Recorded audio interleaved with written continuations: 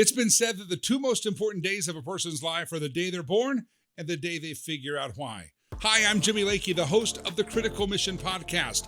I figured out what my why was. I thought early on I might be a politician. Maybe I'd be a pastor. Maybe I'd be a preacher. I started a music company. I host a radio show. But my why, it was all discovered on the streets of Africa, in Rwanda, when I met a little child that I adopted and decided I'm going to take care of widows and orphans in Africa. My organization, my why, is riverspromise.org. What's your why? What about my guest? What's their why? We tell the story of people's why right here on the Critical Mission podcast.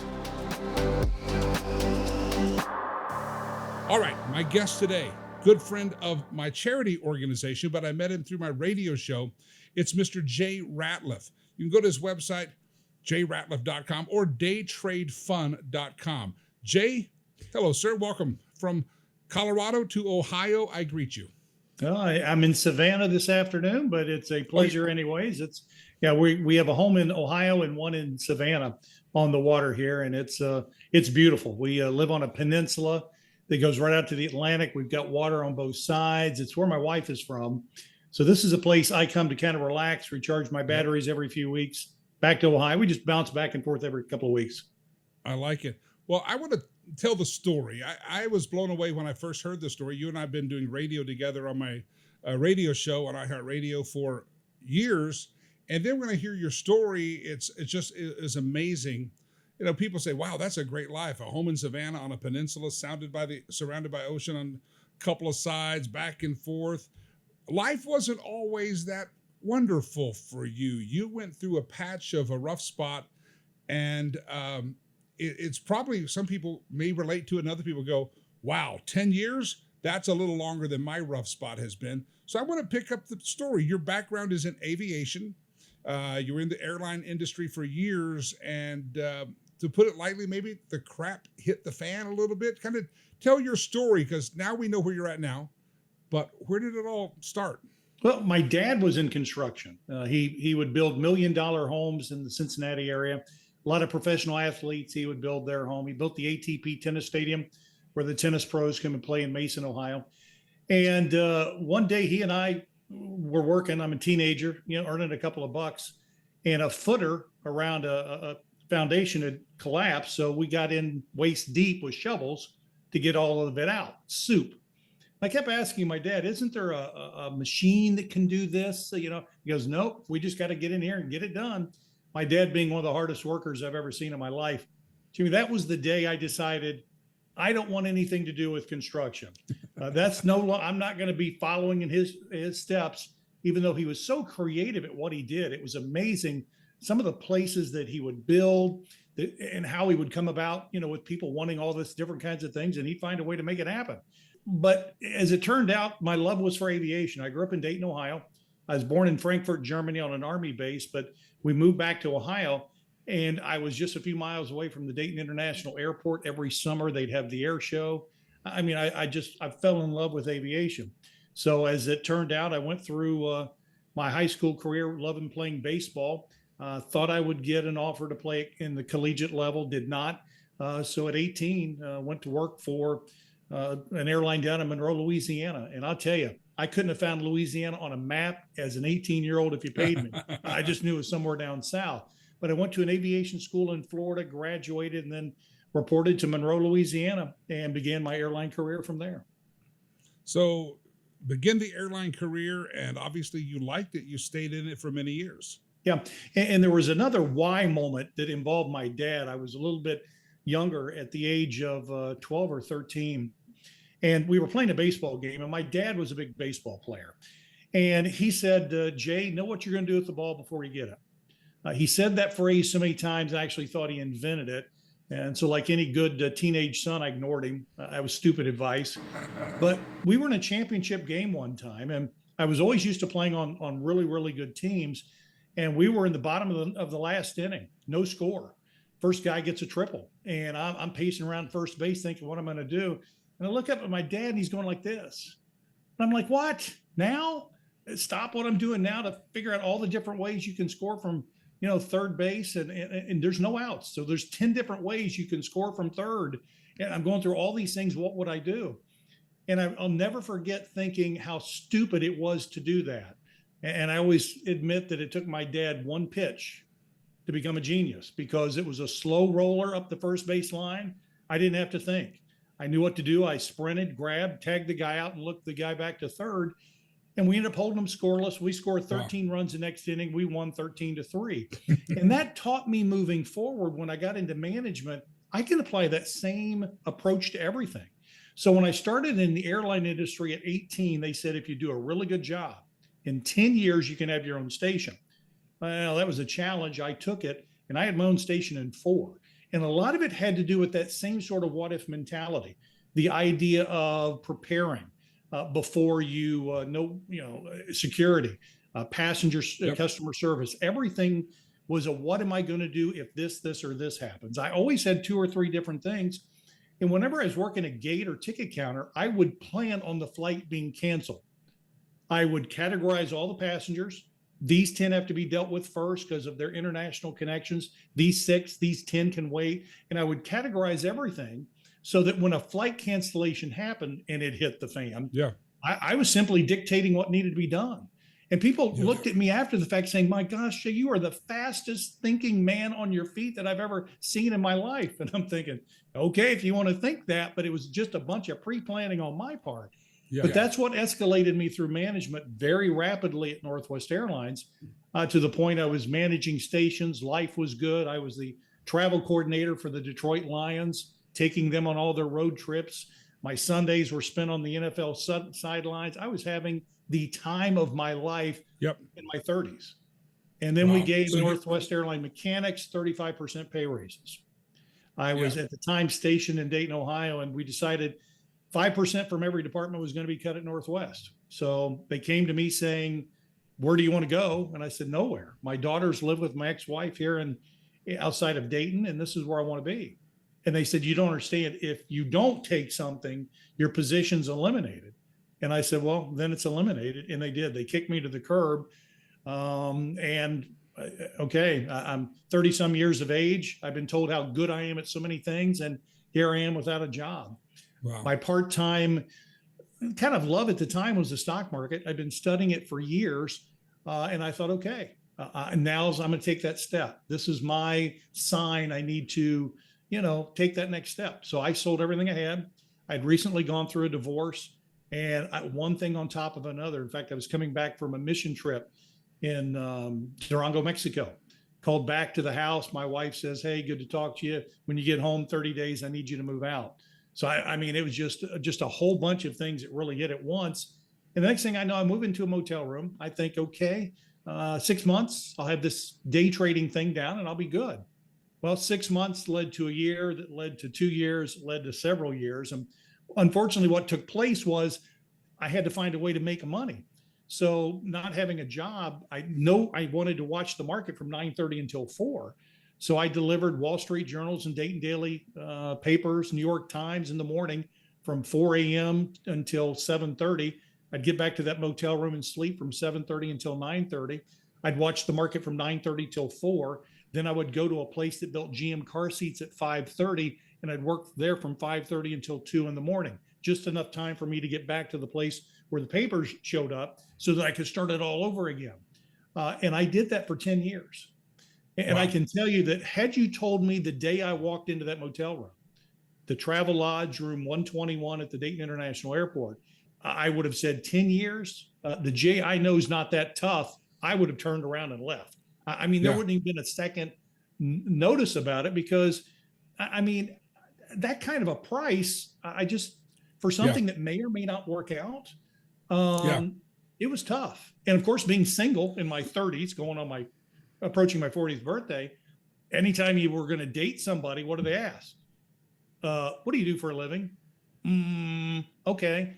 Delivering papers, trying to get the stock market to work. And then of course, where do you live? What are you going to tell them? Got a sweet old room over here at the Dayton International. I always would say, I've got a small, place over by the Dayton Airport. But if you had a second or third date, they wanted to see it. Otherwise, they thought you were married and lying to them. So needless to say, a lot of really nice women I was dating at the time, see you later, goodbye, out the door they would go. And Yeah. of course, I've got my family saying, Jay, come on, go back to the airline industry. You can make a lot more money. And I said, no, that's corporate America. And at most, I'm going to make $100,000, $200,000 a year, working 70, 80 hours a week. No, I don't want that. I want to be able to make Yep. an Yep. impact on other people's lives. And for me, you can't do that through corporate America. So I was going to do it regardless of how long it took. Yeah. And Yeah. Jimmy, I've got to say, living in that motel room, a lot of nights I'd go to sleep for my 2 hours and I'd look up at the ceiling saying, Lord, look, I'm a Christian. I know where I'm going. I really don't care if I wake up tomorrow or not. Now, obviously, I didn't do anything to try to hurt myself. But when you get so depressed and so lonely, the snow would blow and it would blow underneath the door. It's a motel, not a hotel. Paper thin walls. I mean, it was like a joke any single time just to see how much more you could do to Jay to see if he would just keep on Yeah. going. I was digging for newspapers when an owl flew in my car into the back, and I'm thinking, how does this kind of stuff happen? It just, it was one thing after another. And, but I was So when you determined to first- stick it out, and thank God I did. At which point, obviously 6 months and then 1 year, and then that goes into 2 years. You're living this brutal schedule. At which point did the mindset, I mean, you stuck with it. You were going towards a goal. You were going to make this thing work. You were going to heck with corporate America. And anybody who doesn't know, fast forward, you train other people how to be successful. You teach people how to trade the stock market. You've mastered it. You're also very generous and very prolific in your generosity. Of course, our charity and other people. At which point did that part kick in? Because for a while, I'm guessing it's survival. I just got to get out of the hotel room. I got to get out of the hotel room. And then suddenly you end up at this further place in life, this place down the road that you're at now. When how many years before that light came on and you saw getting out of that hotel?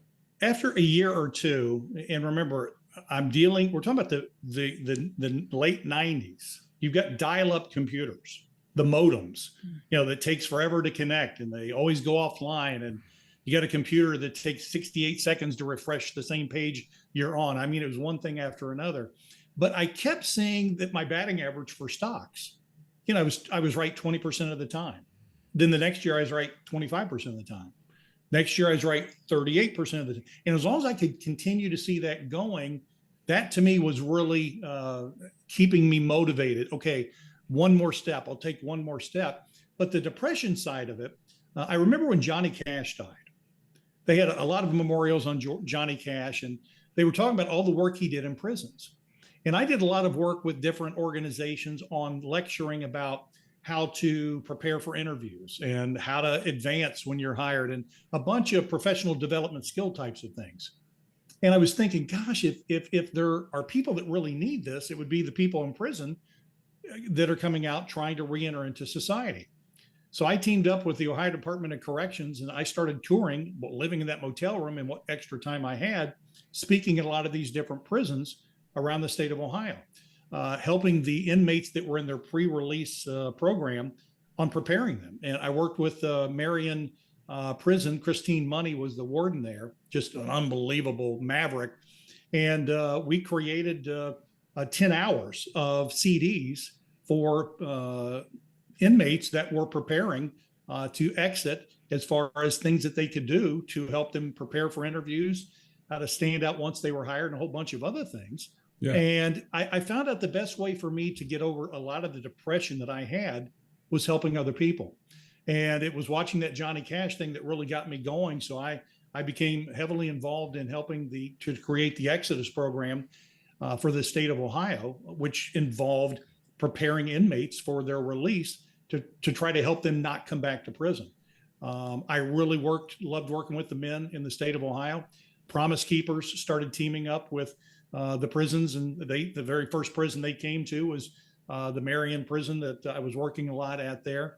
And they began their thing when they were doing all their stuff back then in prisons. And I tell you, it was something that really blessed my heart. And that was about 2002 and 3. And then by 2003, I was clicking where I was doubling my portfolio almost every 60 to 90 days. So at that point in time, I was heading for a goal of about $1,000 a day, which was my goal. that I was after that I was able to hit. And so when I left that motel room in May of 2005, everything was firing on all cylinders. But every year I kept getting a little bit better from a percentage standpoint.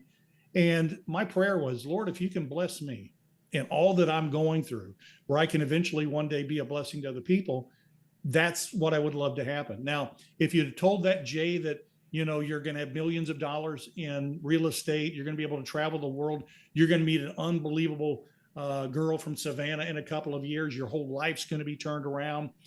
You're going to be an aviation analyst for Clear Channel / iHeart, Fox News, and all these other. I mean, that was so far beyond anything I was thinking at the time, but it just developed one thing after another. And the opportunities as they opened up, I'll never forget my wife, who's a preacher's kid. Her dad was a Baptist minister for years, who's also an aeronautical engineer, which comes in handy on my aviation topics. She and I teamed up, and she didn't care if we lived in a mobile home or if we lived in $1 million house. So if we could help different charities and organizations around the world, she's all for it.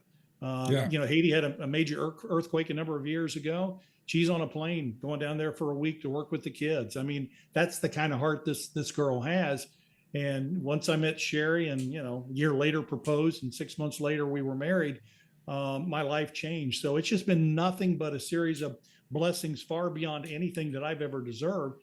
So the idea of creating a company, Day Trade Fund, where I could teach 50, 60, 70 people a year, whatever, on how to use the stock market as a spare time business where they might make, $500 a week, or if they wanted to be more involved from a full-time standpoint, working 3 or 4 hours a day, trying to shoot for $200,000 or $300,000 a year, so be it. And I'm able to change lives through that. And through all of it, I remind my students, and I have a bunch of students going back for the last 15 years, that as a Christian, have a servant's heart, look for opportunities to do things for other people. And, it's one thing to accumulate a lot of stuff, but when you recognize how short life is and you travel, as you and I have, around the world, you see how other people live. And it doesn't take much to impact the lives of other people. And when you see that a couple $100 here, $100 here, or $50 there can change somebody's world for a month or two, I mean, the fact that we wouldn't do that hands over fist just boggles my mind. And I see a lot of these people that, are spending a lot of money on their coffees and the this and the that. That's fine. But for me, look, I always want to buy a used car if I can. That way I can save money, have more money, and do things, try to get out of debt in everything that we've got, so that we've got the ability to help more people around the world. And when I can find an organization like yours with that conduit to those incredible kids, I mean, why would you not want to be a part of something like that? And I tell you, when you can do things for other people, it stirs my soul. So to be a small part of what you're doing, man, you thank me, I'm thanking you for being a part of that, because I get such a charge out of it. And when I get the updates on what's going on with the kids or the struggles certain families are going through, or if someone has a death or something that's inflicted a family, or children that have no parents, I mean, if that's not a call for Christians to do something, I don't know what more of a wake-up call that you need. Jay Ratliff, I want to go back to the dark days in the hotel room, the Travel Lodge. Motel room. It was a motel. Yes. The motel. Dark days in the motel room. You said you thought it'd be there 6 months. If someone would have said, Jay, this is a season of your life that's going to take 10 years, you would have walked away and, as I said, settled for theories and said, I'm not going through this. It took 10 years. I think I kind of maybe know where you go on this, but you said later your 2 hours a night that you get to sleep. Hey, God, if I don't wake up, it's okay. I'm ready to come on home because this is not easy. Where did you find the strength to keep going, one foot in front of the other, to wake up, sleep 2 hours on average a night? Before even you started finding the purpose in the prisons, what was the strength? How did that come? Looking back, it was me leaning on God a lot. I kept asking, did I do something to be here? I mean, have I done something? Is there something in my life? Is there something that I need to repent, be over? Is there a reason why I'm going through this? Because, just like the children of Israel, the wilderness experience was a part of God's will. The wandering was not, because they murmured, complained, and did all this and that. So I'm thinking, Lord, is it something that I've done that I need to be made aware of? But, you look at a lot of these events around you, like the Miracle on Ice or a lot of the other great things that have happened from a sports thing. And the idea that you can experience those kinds of moments in your life are just incredible. And you and I have experienced those moments where it's just like, wow, things have happened in such a way that are so much bigger than we ever could have thought. How did we get here? And it was just a matter of having your head down and taking one step after another. I knew what I wanted. I wanted to go after it. There were several times when I thought, I don't know. You know the name Clark Howard. Clark Howard being the consumer advocate that he is. I heard him one time on the radio. Somebody called in saying, "Hey, Clark, what about day trading?" And he's like, he didn't say no, but he kind of said, you might not want to go that route. So I find something else. For 3 days, I'm thinking Clark has a travel background like me. I like the guy a lot. He's nerdish, but that's okay too. But he knows a lot. So I'm questioning whether or not now 6 years into this journey, if I should continue. Well, a couple of years later, I made $75,000 in trading stocks. So I ran all those trade summaries off and I sent them to Clark with a note saying, had I listened to you, I wouldn't have had this. The next year I made 150,000. He got all of them. The next year, 225,000. I sent them all to him again. I'm saying, I don't want you to maybe promote day trading, but if somebody calls and asks about it, don't tell them no. Dave Ramsey says day trading is stupid. Well, yeah, if you do it the wrong way, it's right. Most people say, here, hold my beer, watch this. And they take some weekend seminar and they think that they can do something. And I tell everybody, look, you don't need me to teach you how to trade stocks. If you want to do it on your own, I did, you can. But spend a year, practice trading. Practice to see if you're as good as you think you are. Buy a stock, figure out where you're going to sell it and go from there.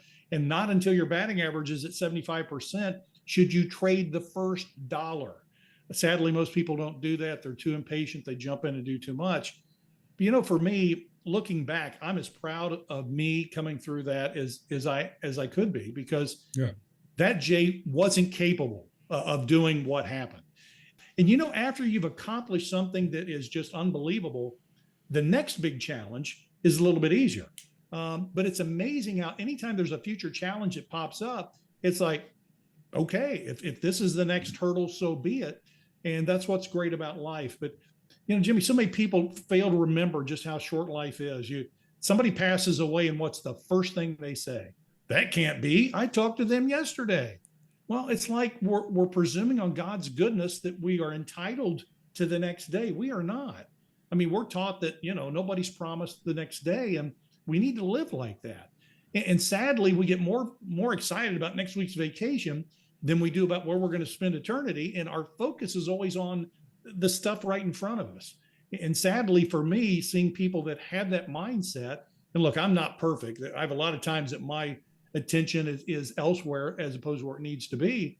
But can you imagine what an incredible planet this would be if just the people that say that they're followers of Christ that would step forward and say, look, $100 a month, $50 a month, 150 a year, whatever it can be, can do it. So the idea that I get the chance to work with you regularly on the radio, the people that I work with, like Himmer and all the rest of them at Fox, or the people that are my students that I get to train with, I have an absolute blast doing what I'm doing.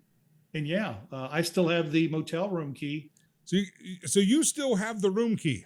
Yeah, I still have the motel room key from the Travel Lodge, room 121 at the Dayton Airport. And a lot of times I'll get that out and look at it because I never want to forget where I came from, because you can't, because you always need to be thankful for the journey that you've been on and appreciate exactly what you've been given as far as the opportunities. And as far as I'm concerned, looking at this key from time to time, or I've got a picture on my wall of the Travel Lodge that I lived in for those 10 years. I never want to forget what it took to be where I'm at, because if I'm in Savannah or if I'm in our home in Ohio, I want to appreciate exactly the blessings that God have given me and be thankful every single moment of the time, whether I had this or not. You said something earlier that I think is quite profound.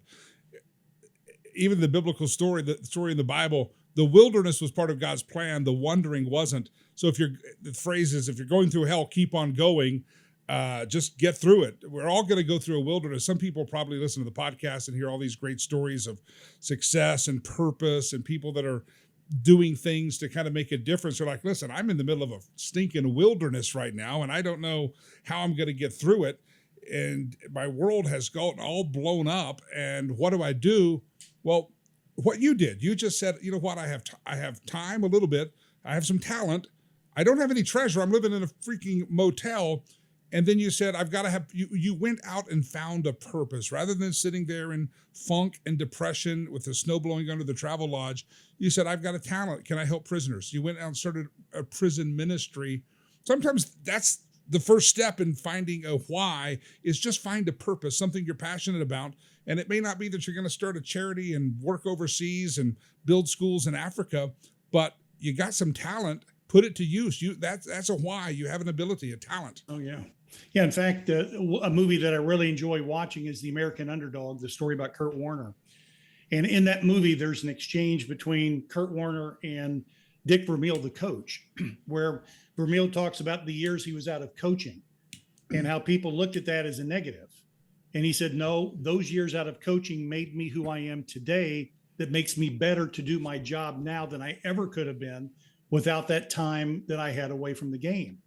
And it's true, because the things that we go through that prepare us, and you get there where all of a sudden now you can use what you've learned to assist other people. There's no way. It's kind of like, Lord, I wish you would have told me that that's what you were preparing me for. But it's just a step of faith. Just keep doing what you're doing. And whether or not we understand it at any given point during our life or not, it's for a reason.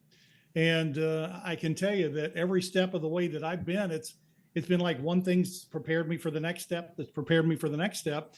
And God knows me. He's created me, so he knows not to give Jay the big picture, because that's too much for my little brain. Just the next step, next step, next step. And that's what it is all about. So, again, that's why I get excited about what you're doing. And my other regret is not being there with you to celebrate it. And I certainly hope my schedule in the next year or so will allow me to do so, because just to thank everybody that's on your team that's involved in making this a reality.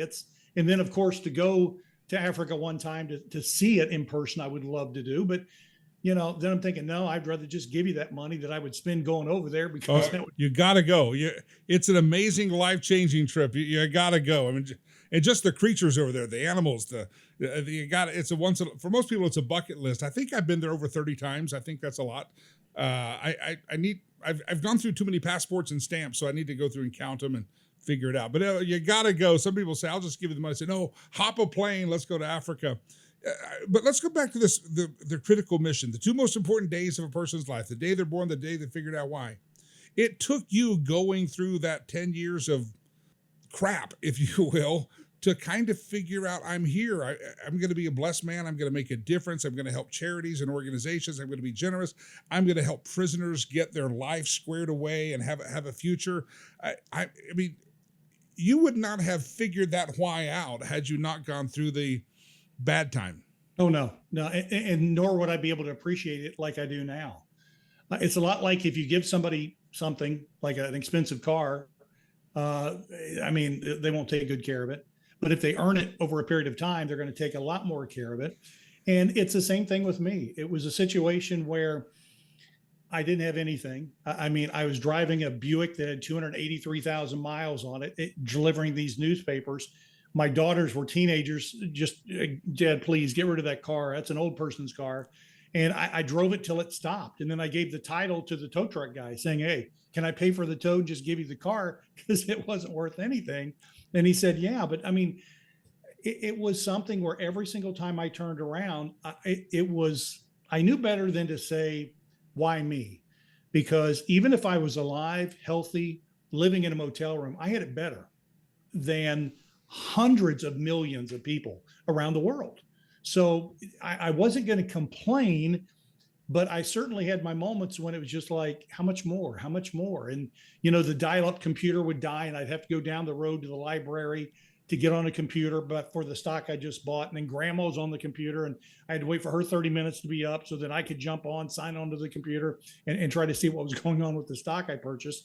It was incredibly challenging. And if I had to go back and do it again, I could. But 10 years, no, I delivered 1 million newspapers. I counted it up one time in 10 years. In fact, the Dayton Daily did a story on me a number of years ago about the man that reinvented himself. And during that, I was preparing and I started counting up the number of papers on a daily basis here. It was 1 million newspapers over a 10-year period of time. We had blizzards, we had snowstorms, driving rainstorms, ice storms. I mean, we had all kinds of things that I was constantly subjected to. And in the place where they were building the car seats, a lot of times I was putting on the seat covers. And you do that for hours and your hands get so sore you can't move them. So I was driving in the February with my hands out the window, steering with my knee because I couldn't grab the steering wheel for how bad my hands were. And there were a lot of tear-filled nights where I'm just thinking, how much more can I take? And then I would go to sleep, wake up a couple hours later and say, you know what, I can do this. And it was just a day after day kind of thing. But looking back, I'm thankful because I would not be where I'm at now. And I wouldn't be in a position where Sherry and I can help the organizations and the people around the world like we do, as we do now.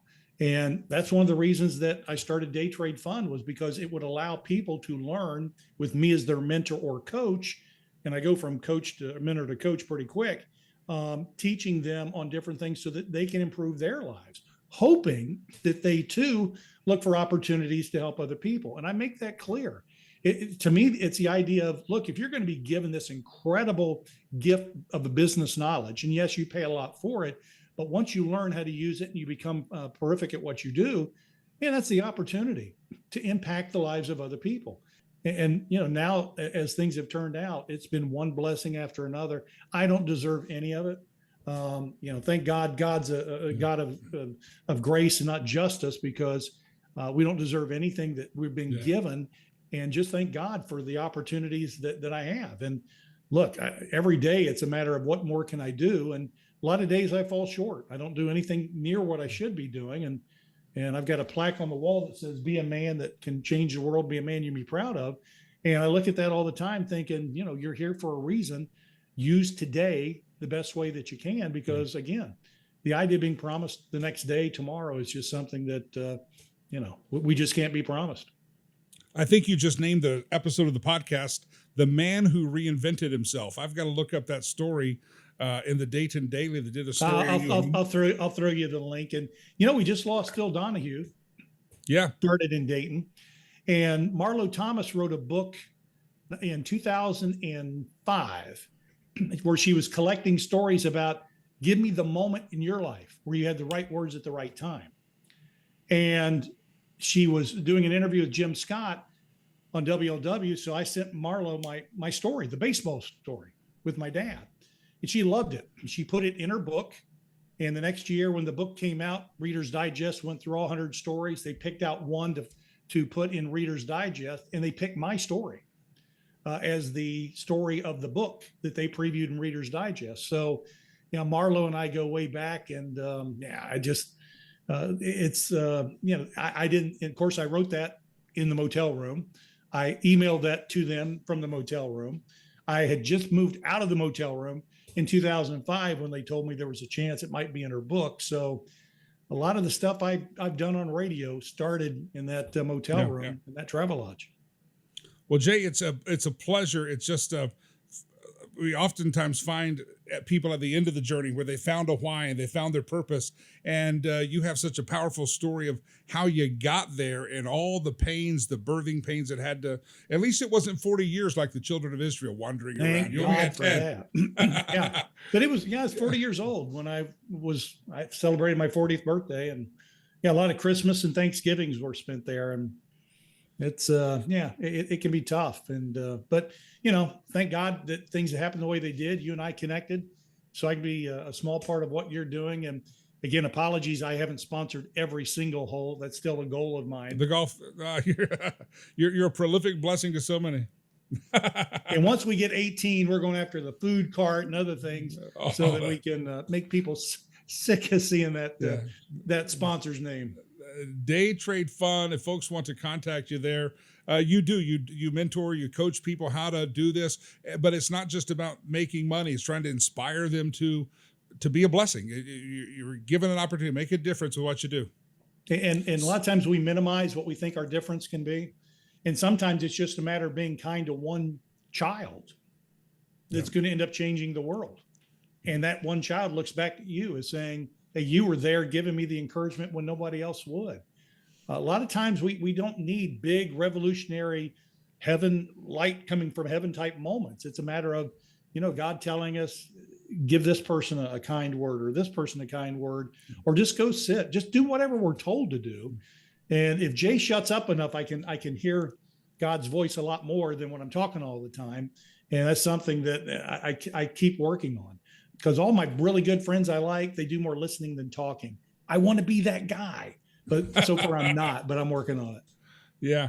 Well, I'd not heard the part of the story. I knew the other parts of the story, but I'd not heard the part of the story that at the height of depression, you just decided, I got to use my talent. I've got to live for something more than my own misery and my own tears at night. I've got to get outside of myself. And that's probably a great word of encouragement for anybody out there that's trying to find their why in life and trying to find purpose outside of just the day-to-day 9 to 5. You got to take that hour to that talent and find something to put your hand to. And don't just wallow around in your own misery. I don't know if waller is a real word, but it is in the South. It's a word in my vocabulary. Well, there was a man that in Dayton, when I was working for Northwest Airlines, I became a friend with. His name's David. And David told me that when he and his two brothers were young, really young, their mom was in an abusive relationship. She finally left, and she took the 3 kids and put them in an orphanage. And she said, I'll be back when I can take care of you. And David would tell me about how the nights that, at 5 and 8 and 7, I think, the 3 brothers would just fall asleep crying, not knowing what the day would hold.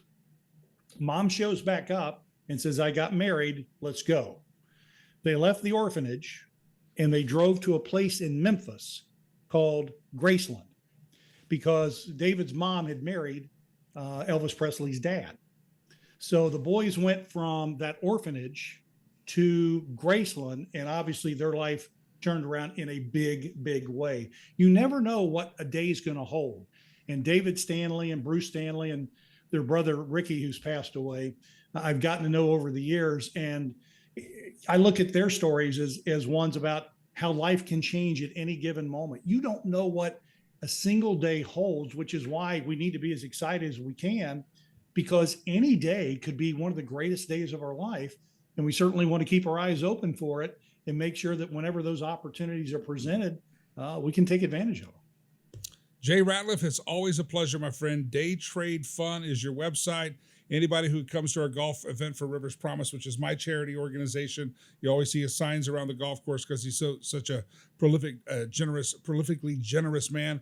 Jay, it's a pleasure, my friend. I'm glad you got out of that hotel room, and I'm glad you discovered something with that motel. Sorry, I got to stop calling it a hotel. My friend, I appreciate you. And for all of you watching, again, his website is daytradefund.com, jratliff.com. You can learn more about him and day trading, and he's always just a great blessing. And hopefully the story's an inspiration. Hey, don't forget our website, mymissioniscritical.com. mymissioniscritical.com. You can find past episodes of the podcast. And by the way, if you want to sponsor the podcast, especially interview cigar companies, today's cigar of the day is the EP Carrillo Companies, and this is the pledge. Fine cigar. You get one.